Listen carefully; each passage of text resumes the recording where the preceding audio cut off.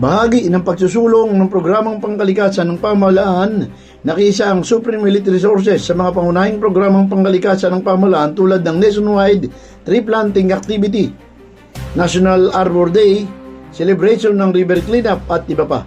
Para sa Supreme Elite, hindi lang basta negosyo ang mahalaga, mas mahalaga ang pangangalaga sa kalikasan na siyang maiiwan para sa susunod na henerasyon.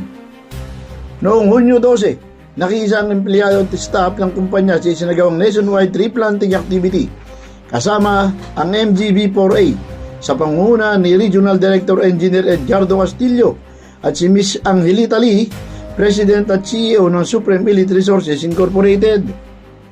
Nakilahok din ng mga empleyado at staff ng kumpanya bilang pagpapakita ng sama-samang pagkilos at patuloy na pangako sa pangangalaga, pagpapanumbalik at pagpapanatili ng kalikasan.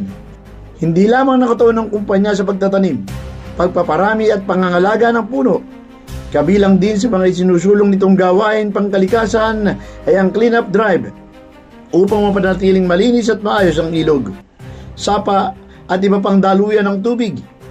Katunayan, noong Hunyo 4, nagsagawa rin ang kumpanya ng cleanup drive sa Kailangho River, Barangay Inarawan, Antipolo City, bilang pakikisa sa pagpapanatili ng kalinisan ng mga ilog at iba pang daluyang tubig.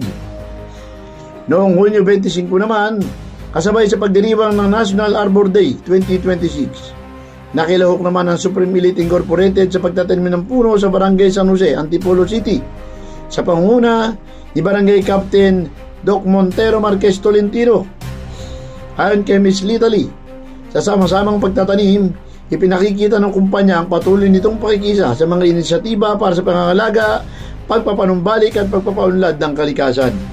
Sa simpleng pagtatanim ng puno at paglilinis ng kapaligiran umano, ipinapakita ng kumpanya na ang pangangalaga sa kalinisan ay hindi lamang responsibilidad ng gobyerno, kundi responsibilidad rin ng bawat isa.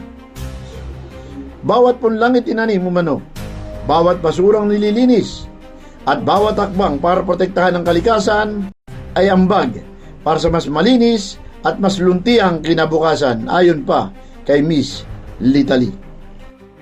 Felix Tambongko, The Observer News, DWRV 103.9 News FM. Ikaw ang una.